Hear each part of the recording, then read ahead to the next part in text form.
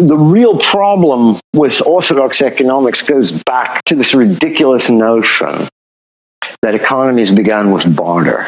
Man had to try and find a way to make barter more efficient, so he found this commodity, this intermediary economy that he could use as a medium of exchange, and called it money. The written record, which is almost 5,000 years old, shows that kings and authorities issued monetary instruments and imposed obligations payable only in those instruments, and economies arose around that.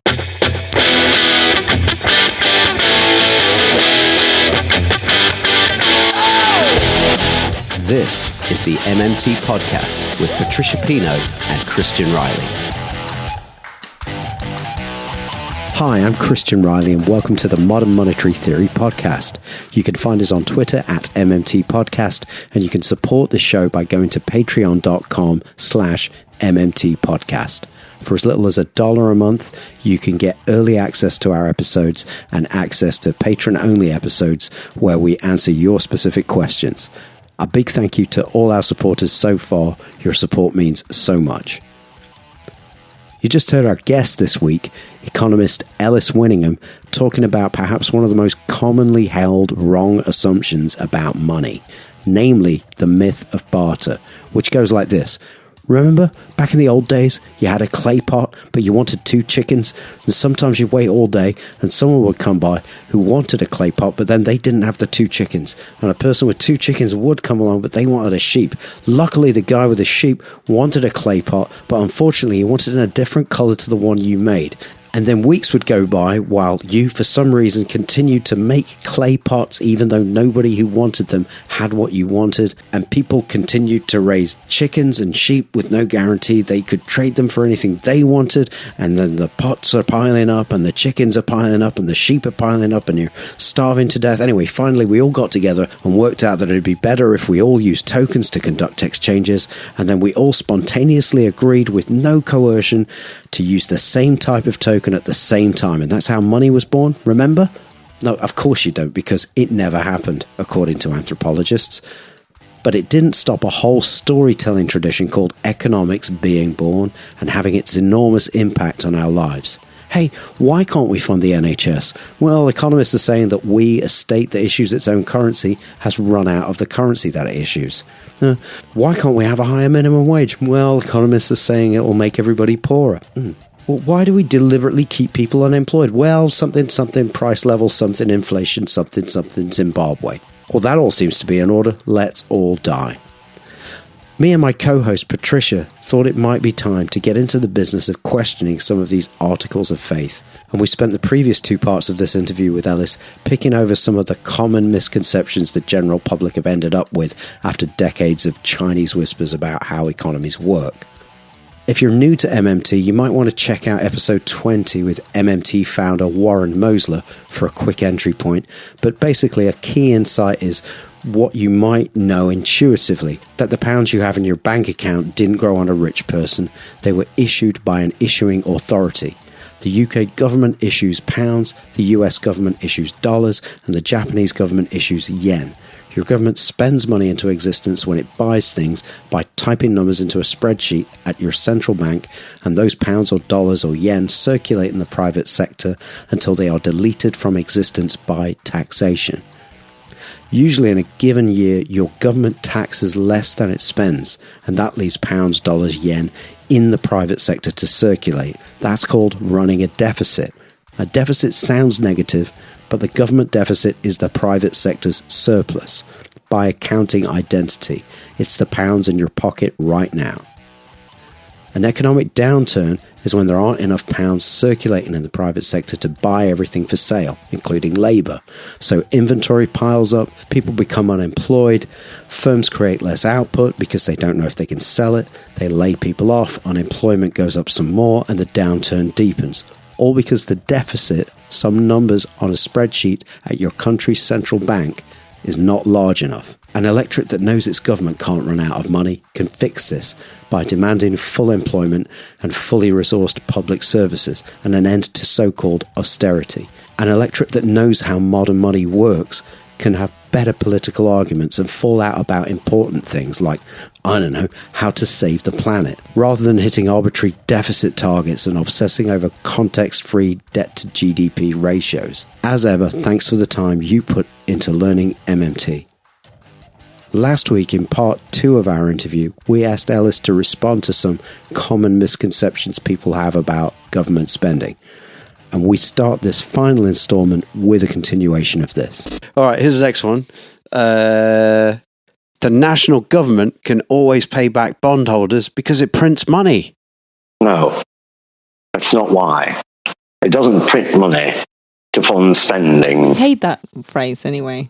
Oh, thank God. I love you, Patricia. Well, I hate it. Most MMTers hate it. Yes, but I love you now, okay? I always will. The printing money thing. Oh, God. What neoliberalism wants people to believe, these mainstream economists, they want people to believe that the British government, what it does is when it wants to spend beyond what it can collect in taxes or borrow, it goes out and it calls up the printing press and just runs off a bunch of pound notes and stamps off a bunch of coins and just throws them out and they come in and say, spend, spend, spend. And it's nonsense. And so they say, well, the reason why, and this is where the MMT problem arises, they said, well, the truth is that we're not in debt. We can always pay back that debt. And the reason why is because the government prints money. We print our own money. No, it's not why. The government does not go out and create cash and then pay back people. It's not what the national debt is. The national debt, simply put, is an account that's held at the Bank of England. It's called a securities account. It just sits there, okay? And there's another thing called a reserve account, which just sort of sits there. And what happens is when people acquire bonds, numbers in reserve accounts at the BOE shift over to securities accounts, BOE. And when the government pays people back, gives them back the money, as they say, it just shifts the numbers from the securities account back to a reserve account. It's the shifting of numbers back and forth on spreadsheets. That's real frightening, isn't it? All right.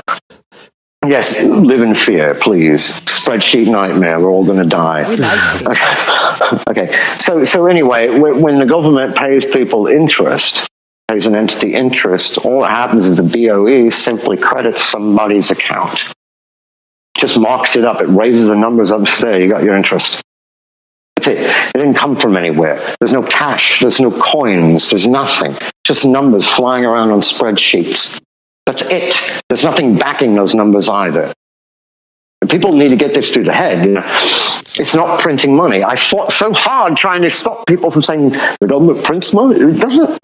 It's like Warren Mosley said, okay, well, if printing money is going on, then taxation is the unprinting of money. It doesn't make any sense. It just doesn't make sense. Think about it. So, I had some guy come at me and he said, now look, in coding, for instance, when you're writing software, you have print screen, you're printing a line. That's printing. That's what electronic is. It's printing. No, it's not. It's crediting. It's crediting a bank account with its IOU. That's what it's doing. It's just raising numbers up and lowering numbers down. When the government spends, it's raising numbers up in bank accounts, and when it taxes, it's lowering them. That's it. So the correction to that statement is the national government can always pay back bondholders because it has a keyboard. Yes. So the operation is no different to any other type of government spending, basically. Right. You can simply put, the reason why the government can always pay back bondholders is because it owns and controls the spreadsheets. It can delete and remove. It can delete numbers. It can add numbers. And it alone has control of the spreadsheet. You have no access to that spreadsheet. And it's called the banking system. You have no access to it. Only the government does. Through the central bank. There it is. End of story. It's very tricky talking about that printing money phrase. It's very problematic because when you say create money, most people revert to that phrase, printing money, not knowing that actually, no, it's completely different to what they imagine it to be. And sometimes for the sake of trying to get into people's framework, to make them understand that something, you accept kind of the use of that phrase, but yeah, it's just it's tough. better if you can better if you can move away from it. Yeah, if you can control the language. Yeah, you see the problem with the printing money thing is it invokes images of notes and coins. Yeah. Okay, that's what it is. And the thing is, as well, the reason why notes and coins exist is not to fund government spending, because the UK government doesn't fund its spending. It just spends.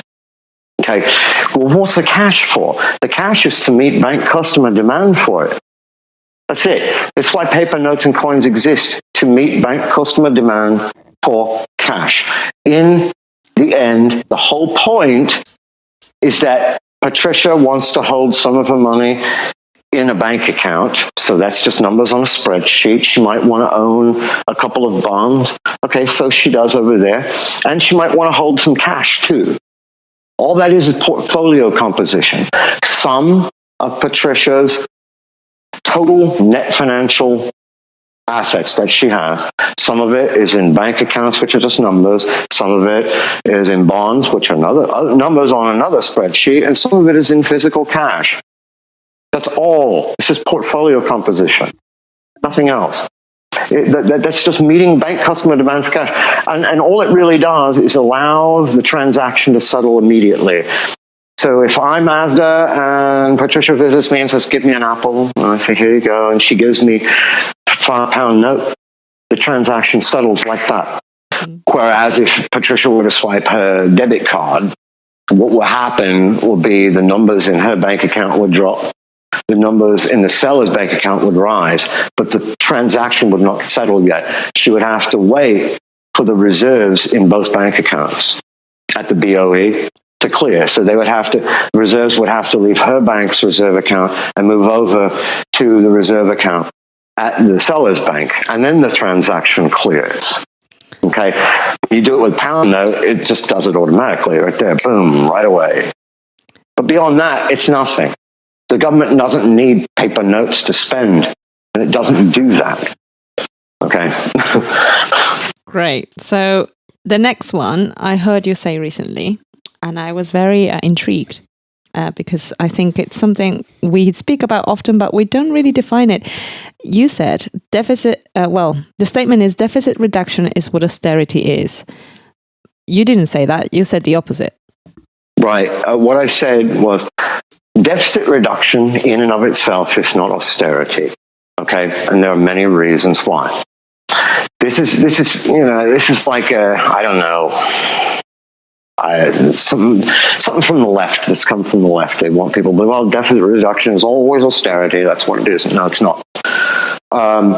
Austerity, first of all, is a policy stance that the government chooses. All right. In other words, it's a fiscal position. It's what it decides to do. Deficit reduction can occur deliberately or it can occur automatically without austerity being present. For instance, let's assume that we spend for full employment and we're getting employment up there really good. All right. We're almost nearing the point of maximum production. We have more workers over a 1-year period working than we did before. So what's really happening? You've got more people paying taxes. Okay, so there's more people paying taxes, the deficit is going down. Automatically, it's just dropping. Okay, would you declare a situation of austerity exists because the deficit is being reduced? Like, for instance, if the government were just priming the economy because it's mad, it's just decided to do this, and all of a sudden employment just starts shooting up. Okay, well, you have more people paying taxes, so now the deficit's going to start coming down. But with all these people working, is austerity present? Well, you can't say that. Yeah. You see, you can't say that. Again, we could, Patricia and I could get together and say, let's cut the military budget 50%. Let's go. And she says, yep, let's do it. And we go and we slash the military budget. Exactly. And I've heard it. So everybody, I've heard her talk like that. And she used to live near Boris Johnson, and that was the reason why she talked that way. And what happened was we go ahead and we cut the military budget and we cut all the corporate welfare out. Okay. and the budget deficit starts to drop. Can we say that austerity is present?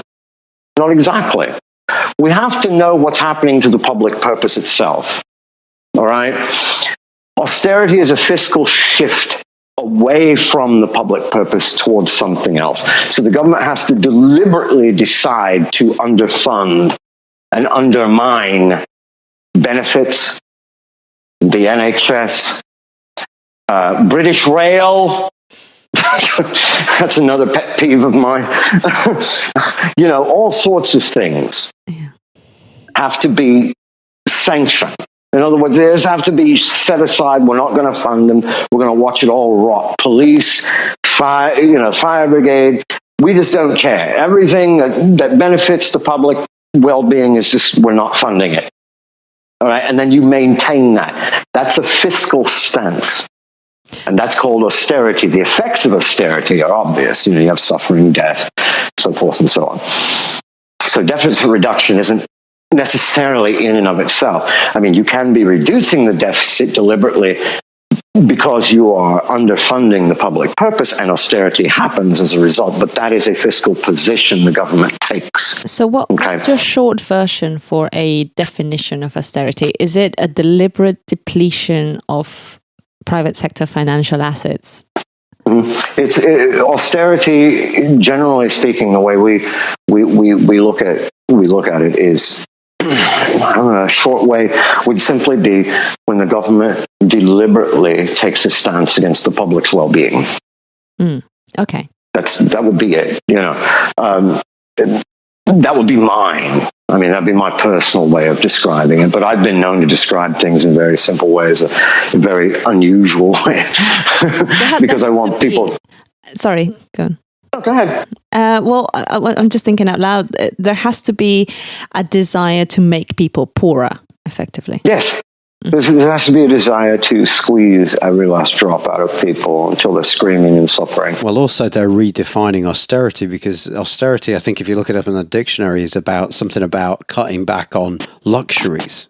And it's like, these are, healthcare is not a luxury. Like you redefine full employment, or redefine work. Yeah. So how about, here we go. Here's a true-false statement.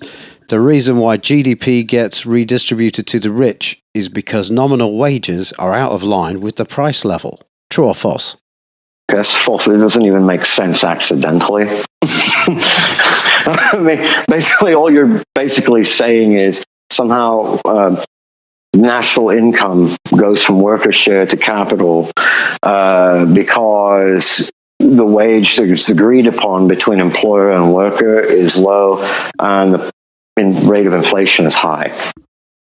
It doesn't make any sense. What it actually is confusing the idea of the real wage with the nominal wage. The real wage is the purchasing power of the worker's wage. In other words, what a pound can buy. A pound in wages can buy. Okay, and that is out of line with productivity, the rate of productivity. Okay, so when you increase productivity in an economy, you increase that, but you suppress the real wage, it creates a gap. And that gap represents what should have been worker share, and it gets transferred to capital. It gets, in most cases, it redistributes to capital. That's how, in a fiscal year, gross domestic product, which is the national income, everything that's been produced and then sold, all totaled up, and there's this, just picture as a pool of money, okay? And workers and capital share in this. Okay? When you shoot productivity through the roof and you suppress the real wage, what happens is that pool of money that should have gone to workers gets sent over to capital. So workers get poorer. I think people miss that. Okay, the next one is quite important, I think. Nixon took us off the gold standard in 1971, and that's the entire reason why mainstream economics is wrong. No, there's nothing to do with it. I mean, first of all, has a little bit to do. Yeah, well, it does, but it doesn't at the same time. I mean, it's just that, there's the way they're talking about in terms of the monetary system, they're talking about, well, Nixon took us off, and these people like Krugman and Simon Wren-Lewis are acting like, like we're still on a gold standard or something like that. Well, yeah, they behave that way, but the real problem with orthodox economics goes back further than that. It goes back to this ridiculous notion that economies began with barter. Okay, and man had to try and find a way to make barter more efficient, so he found this commodity, this intermediary economy that he could use as a medium of exchange. They called it money. And when you go, okay, well, where do you base this assumption on? Where's your evidence to say? Well, it just makes sense. That's not good enough for me. Okay, that's not good enough for me, lad. You're going to have to try harder. And I can show you how you can try harder. The written record, which is almost 5,000 years old, shows that kings and authorities issued monetary instruments and imposed obligations payable only in those instruments, and economies arose around that. Problem with the mainstream theory. Now, from the mainstream storyline of barter and whatnot, a whole bunch of nonsense flows from the micro perspective. From the rational agent, the representative agent who's very rational, has rational expectations. And it makes all sorts of wild assumptions about human psychology that are just impossible, that make psychologists themselves blush. So if you go up to Simon Wren-Lewis and say, Nixon took us off the gold standard in 1971, and that's your problem, it will not defeat Simon's argument. Mm-hmm. See, you need a lot more to bring down the orthodoxy.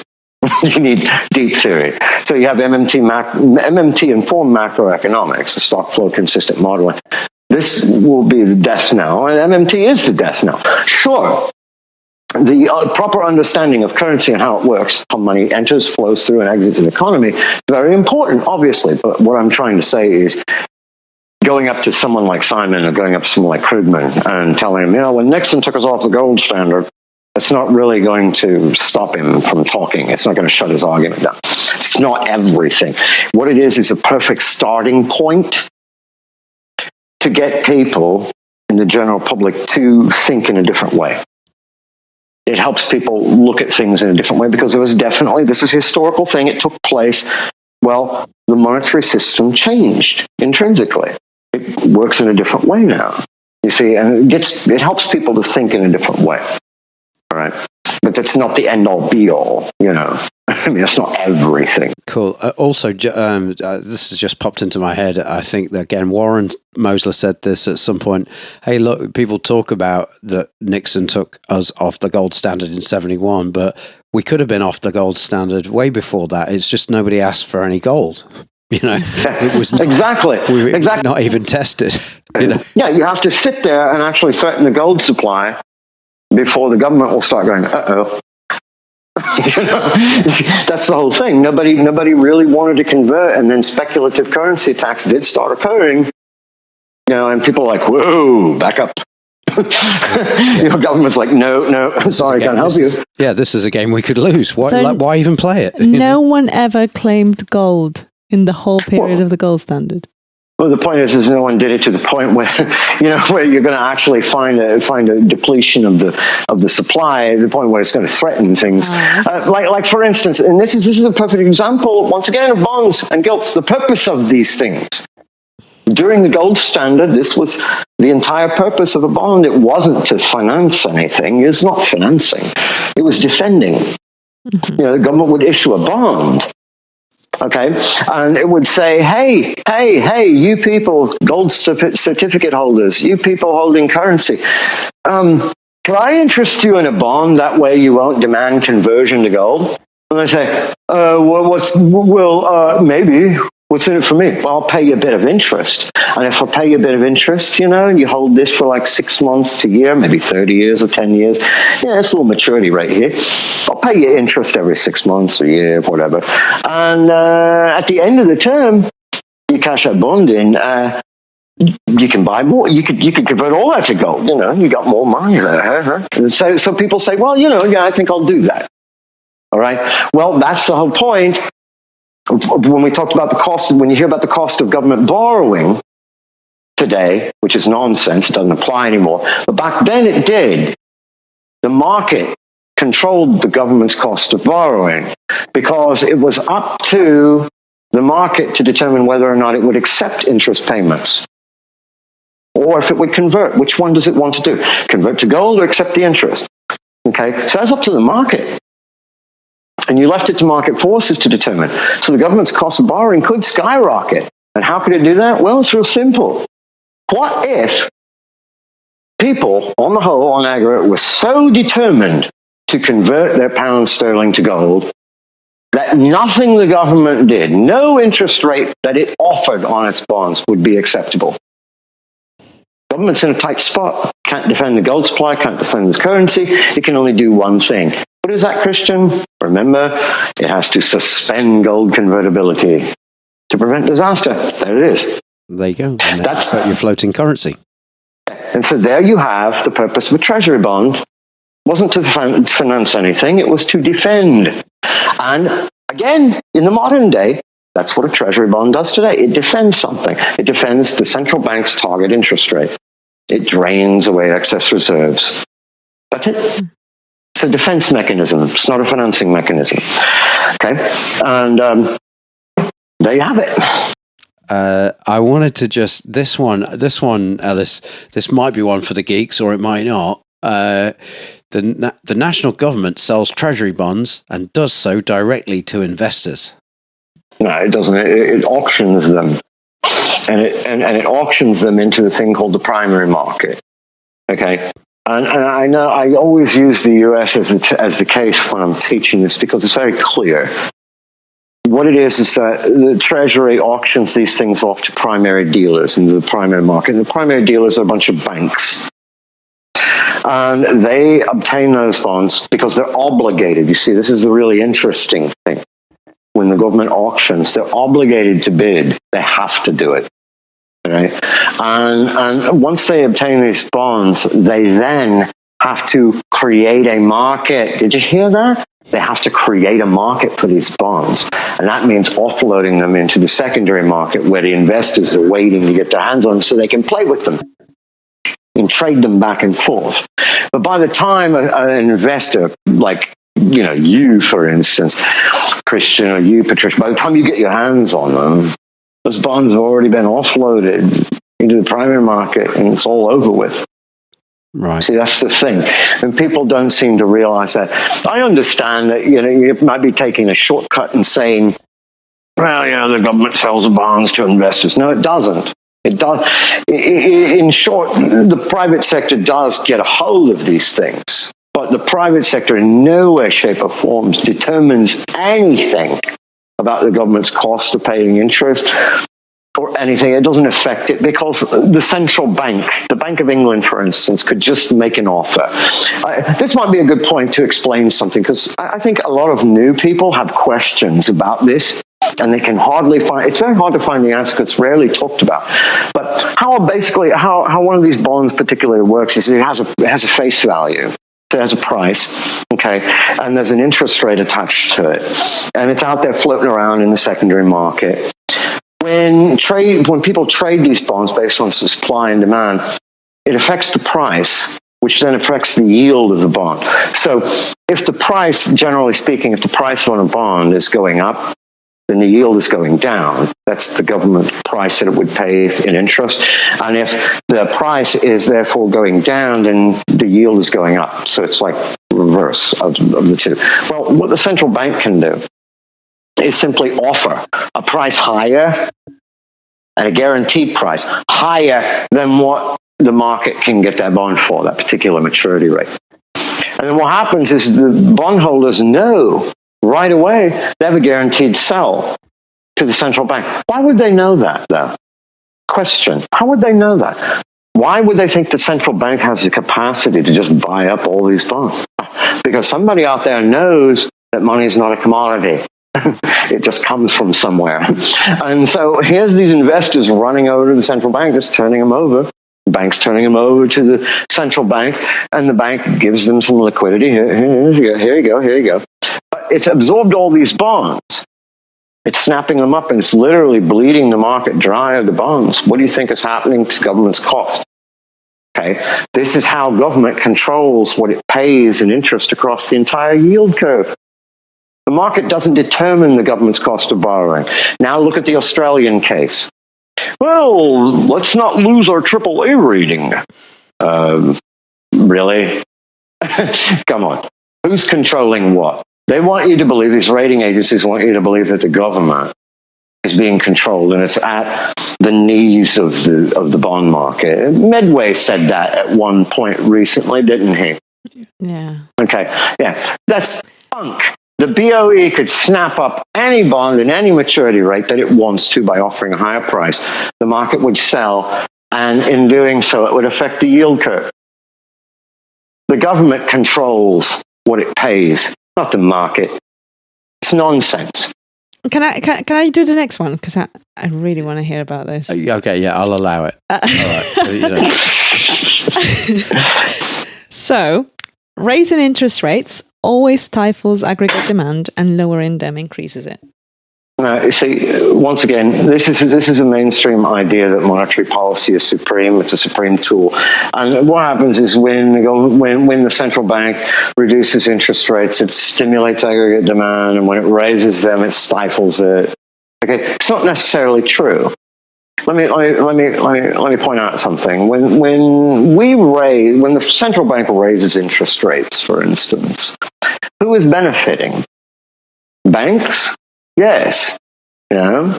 They're benefiting, but who else is benefiting? Well, savers are benefiting, aren't they? Okay. So if you have a savings, you're getting higher interest rates, annuities. Well, this is excess spending. This is government spending more. More is being spent to cover all this stuff. All right? So it's not necessarily stifling demand. It might be increasing it. The point is we don't know. we don't really know because it's such a blunt tool. It doesn't really do anything. Monetary policy is very indirect. It can't. Let's say Sheffield, for instance. This is a good example. Sheffield is experiencing a regional downturn. The rest of the UK is all right, but Sheffield's having a problem. How could monetary policy help Sheffield directly? It can't. All it can do is raise an interest rate or lower the benchmark rate, up, down, up, down. What's that going to do for Sheffield? I don't know. You could hope that by adjusting interest rates up and down, that Sheffield investors might want to invest in Sheffield because investment is cheaper. Invest in Sheffield if it's in a downturn? This is the thing. Well, you see, that's the thing, isn't it? But what if me as the government instead engage in fiscal policy? Yeah. And I said, well, Sheffield sucks right now, so what I'm going to do is I'm going to directly target that with fiscal policy, and I'm going to inject capital in there. Bam, bam, bam, bam, bam. Okay, well, that's direct. Whereas monetary policy is just blunt, indirect. You got to hope that the effects wind their way through the economy and eventually show up in Sheffield. That's no way to run an economy. Okay, so we're talking about, they're raising interest rates. They're going to try and cool off, put the brakes on an economy that's overheating. Ooh. Now, what you're doing, and I'm going to be very clear to the people of Britain, when you raise interest rates like that, you're increasing banks and the financial sector's basic income guarantee. That's what you're doing. And that's all you're doing. Yeah. You're not doing much of anything else. You're just making the financial sector wealthier. Okay? It really is a shame. I mean, you can see some uses for monetary policy, but it's just inferior to fiscal policy in every way. Yeah. Okay, it's just not a good management tool. Okay, the next one is a budget surplus is never a good thing. That's not true. In fact, it can be a really good thing, but in this modern age, it's rarely a good thing. It really depends on the state of trade, what's going on, what the nation's position is. For instance, like I was saying earlier at the beginning, if a nation like the UK would begin to export in massive amounts, okay, and it's no longer had a current account deficit, it has surplus. Well, this right here is financing jobs that exporting is funding worker paychecks. It's hiring people for production, and they're being paid. So the government would have to reduce its deficit accordingly. If that current account surplus were high enough, if those exports were high enough, that external surplus would force the government, it would force the government to run its own surplus. It would force it into a position of surplus to prevent inflationary pressures from rising. So if you've got an external sector that's you're just exporting and exporting and exporting, and it's meeting the net savings desires of the private sector, a government continuing to deficit spend on top of that would be inflationary. I think Bill Mitchell, he gave an example of, was it Norway, has huge exports. Okay, so the government was able to run a surplus because of that. Okay, makes sense. So a surplus isn't always inappropriate. It's just not frequently appropriate. And in the case of Australia, that surplus fetish they've had going on down there for years, it's never appropriate. In the case of Germany as well. But then it's like it's a bit different, isn't it, in the Eurozone? Because it's a surplus against who? Yeah, in the Eurozone, nations are forced to compete against each other, and the competition is totally unfair, because how could Greece compete with a nation like Germany as far as trade is concerned? All right, so you're destroying nations left and right. All right, and I have some strong opinions. Uncharacteristically strong opinions. Yeah, I have some very strong opinions on Germany's behavior. And I'm not talking about the German people, I'm talking about its government. Sure, yeah. Right. I have some very strong opinions, especially what they've done to Greece. It's revolting, it's vile, inhumane, disgusting behavior. But I'll reserve the comments for another time, I suppose. So what do you think is the most important thing for a new MMTer to read or watch, apart from your entire website? Okay, well, not my entire website at all. I'm not just being modest. I am a modest person. I'm being serious. A lot of what I've written is... when I first started this long ago, I came up with this idea in my head that maybe the best way to get this across would be to write as juvenile as I could. And I don't mean that offensively. What I mean is basic.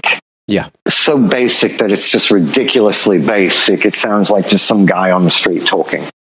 And that's what I mean by that. It's not professional in any way. And over the years, I've come to sort of an opinion that maybe that wasn't the best tact, wasn't it? Well, because times have changed as well. People, I have to skirt the edge of literally being wrong, because everybody learns in a different way and needs to hear things in a different way. So I would always try and target a certain audience based on certain things where I thought confusion. I heard a lot of confusion. So I would skirt that envelope just on the edge of being wrong. I've done it with QE before, and I've had pushback, say, wait, that doesn't sound right at all. And it's, well, it is if you think about what I'm trying to say. I'm only addressing this one little thing here, So, and one of those things about my website is it's like constantly, it's US centric, and I don't like that. And so I'm going to rework that whole thing. So once it's reworked, then come visit and whatnot. That's a good idea. But I think that any beginner should read Moseley's 7 Deadlies. Yeah. Do you understand? That is the most important thing they should read. And then they should get hooked on Bill Mitchell's blog. I insist on it because Bill is very good. And here's why. Some people come and say, but I understand some things that Bill's saying, but he goes over my head sometimes. It is heavy. I want that to happen, though. Yeah. Because I want you to ask questions. Yeah. But the purpose of education is for the student to ask, why is that, sir? Why is that, ma'am? I want them to understand the answer, but I want them to seek the answer. So when they go to Bill's site, and this is totally over the head, sometimes they come to me, sometimes they go to Hale, sometimes they go to other people, and they say, why is this? What is this? Can you explain this? And then one person will explain, and if that's not good enough, they'll seek somebody else until they get the answer. Then they go back to Bill's blog, and it all makes sense. Yeah, the posture should be a willingness to be puzzled. Right, right, exactly. It's a signpost. Don't feel that puzzlement with anxiety. Feel it like a tickle. Yes, that's so. So I want people to read Mosley's Seven Deadlies. Read it from cover to cover, and then starting with Bill Mitchell's blog, look up the Deficit 101 first, Deficit Spending 101, and then stick with Bill's blog. So I know Christian you started with the Mosley's Seven Deadly Sins, right? Yeah. My entry was actually Bill's blog. And I completely understand people when they say things go over their head, because it was very hard to begin with that. And I come from a technical background, but the words, I was not familiar with economic words and terminology, and it just went over my head. But it does get easier. And, yes, and also in the old days, if you were confused by a word, there wasn't many before people. The internet. Yeah. Before the internet, well, you'd have to go to the library, and you probably can't remember this, can you, no, Patricia? I don't. But that's only because you've been drinking. One more concluding remark before we go. You recommended beginning texts. Mm-hmm. What would you recommend for a sort of intermediate level MMT? I guess the answer is Bill's blog, right? Yeah, I would recommend that, but I would demand that if you are going to persist in your education that far, like an activist just needs to be able to explain in their own words the basic concepts, okay? But if you're going to go to an intermediate level, you're interested in the macroeconomics of this. I demand that you purchase Bill, Brandy, and Watts' book, the macroeconomics book, and I want it read from cover to cover, and I want you to ask questions. That's what I would say, Bill's blog, but I would definitely demand that textbook. And this is why I wish some wealthy person would come and fund MMT University. Because now the answer would be clear. What would you recommend for intermediate classes? Take them. MMT University, right over there, right that way. That's what I would recommend. And I would recommend as well that everybody who has Facebook follows Ellis on it, because he has a way of explaining difficult concepts that is very, very helpful for both beginners and intermediates. So yeah, and dazzling rhetoric as well. Yeah, I don't know where that comes from. I don't know. It must be. It just sort of happened that way. I'm able to do that, but I don't really pay attention, nor do I celebrate it because I'm too humble. Ellis, are you using Twitter much these days?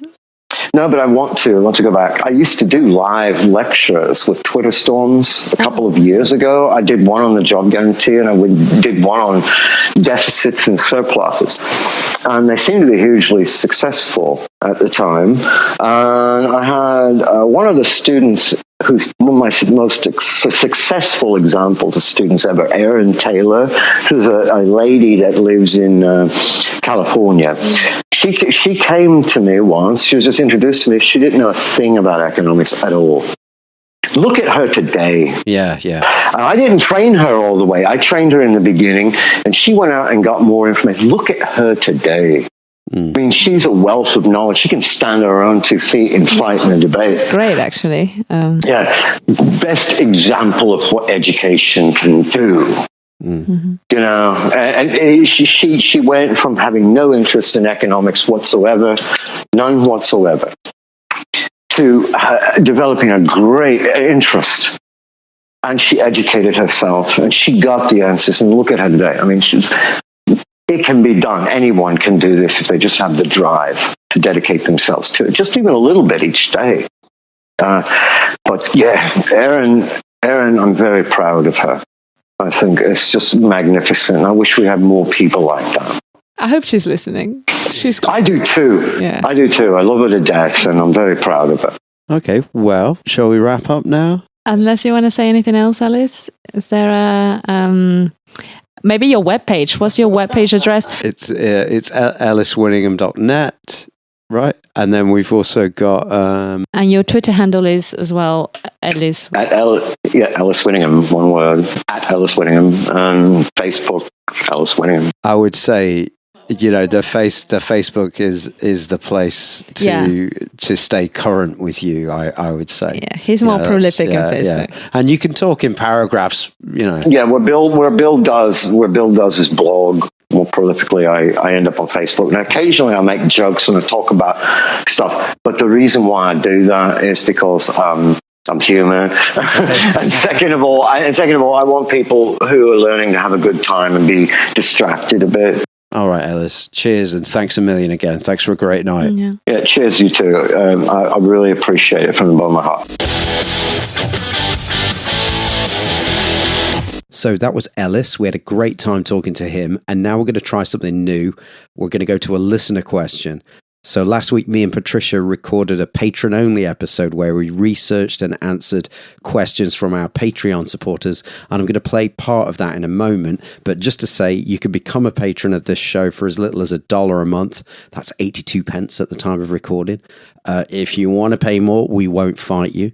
So for less than the price of a loaf of bread in 1903, adjusted for inflation, you can listen to all of this Q&A episode and all of the upcoming patron-only Q&A episodes. And our mission is to keep getting questions from patrons and answering them as fully as possible in a rolling process. So starting at $1 a month, you can be in this little gang.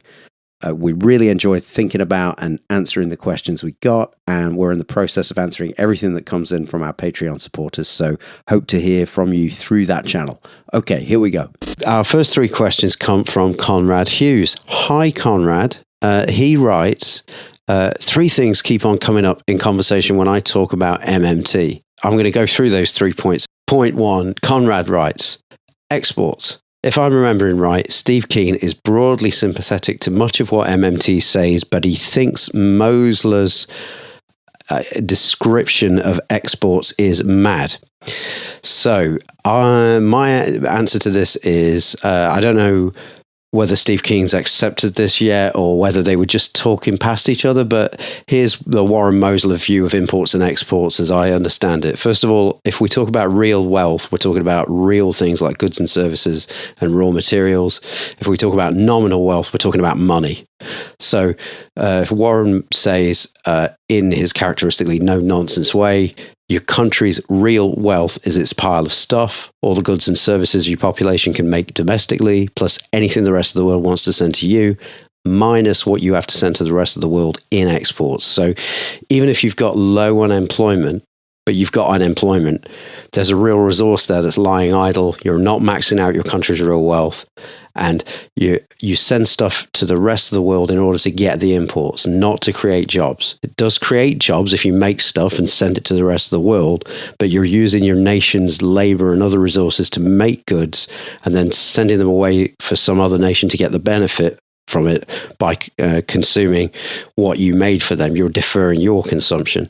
So Warren's point is the nation that imports the most and exports the least is winning. So he says economics is the opposite of religion. It's better to receive than it is to give. So I don't think that's crazy. Maybe Steve Keane still does. I don't know.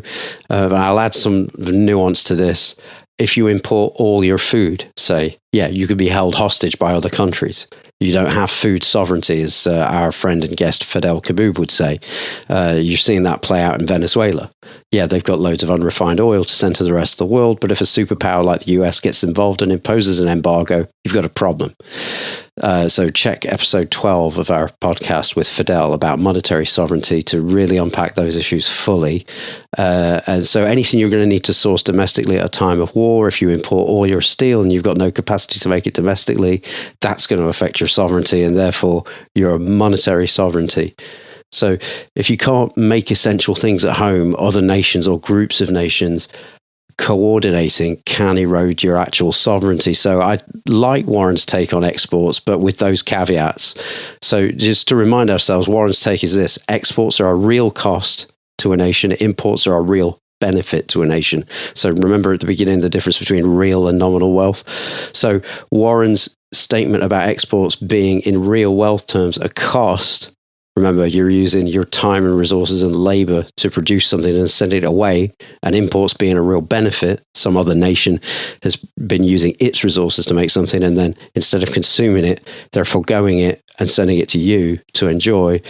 for some nominal wealth, some digits on a spreadsheet, that is a benefit in real terms. So I find Warren's statement on that to be kind of true and unassailable.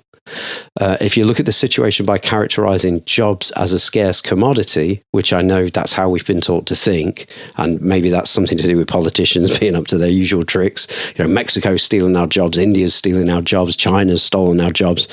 So if you look at it through that framing, when you import, jobs have left your country, and when you export, you've gained jobs, you've stolen a job off another country. So when jobs get automated, your country's economy has lost those jobs to a robot. But if you're an MMT, you know that there's just one cause of unemployment, and that's the deficit is not large enough to satisfy the private sector's desire to save money and give everybody a job.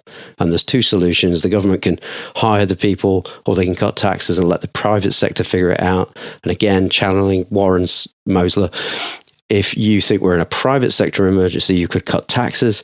If you think it's a public sector emergency, you could have a government create the jobs. You could have the government create the jobs necessary to meet the emergency. And I think we know what kind of an emergency we're facing right now with the climate. So I don't think the private sector is cutting it there. So I don't know if you've got anything to add to that, Patricia. I do, actually. I don't want to put any words on Steve Keane's mouth, because he's a good friend of ours. And, he has taken the time to explain his reservations. And I think the main issue here, if I'm interpreting his explanation correctly, is that he speaks about when a nation, we understand at a moment in time, the nation that is exporting is consuming less than the nation that is importing. So on those, that's what the whole statement of exports are a cost and imports are a benefit are about. What Steve Keane talks about then is about what the income from the deferred consumption of the country that is exporting, how that may be used in ways that are beneficial to a nation. So, for example, he talks about, in Germany, the income from exports creates jobs. But of course, if you see the way Warren does, and the way that I agree we should be looking at it, is that the point of those jobs is in itself to create, to create more goods to consume. So, deferring consumption is a cost. And yes, there is jobs, but we're still talking about the end goal here being consumption. Then exports are definitely a cost, and imports are a benefit. So, I would love to have Steve Keane here explaining his position better. I perhaps that's not the only point that he makes, but I think that's what's all about. That line is quite. A lot of people struggle to grasp that line or to understand it, and there is a lot of contention with regards to that statement, which both Bill and Warren find to be entirely uncontroversial. It's I agree, and I do think it's just the way it's been framed over the years. Is people talk about Mexico taking our jobs if you're an American or something, and when our jobs get offshored, people talk about the job going away like it's a thing and it's in scarce supply and it's been taken away by the outsider.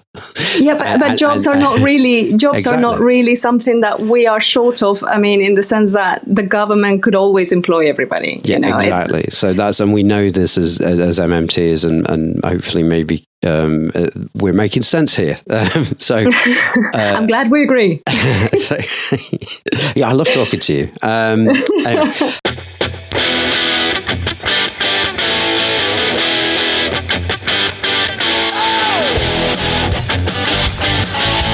That was the MMT podcast with Patricia Pino and Christian Riley.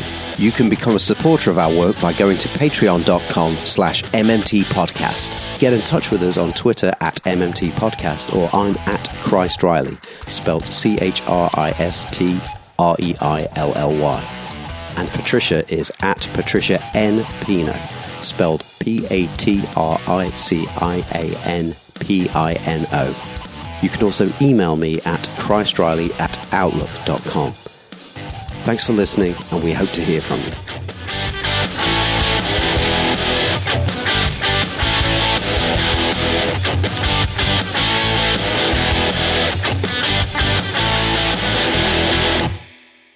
Honestly, she is going to kill me so bad when we hang up. This is great. I'm having a great time.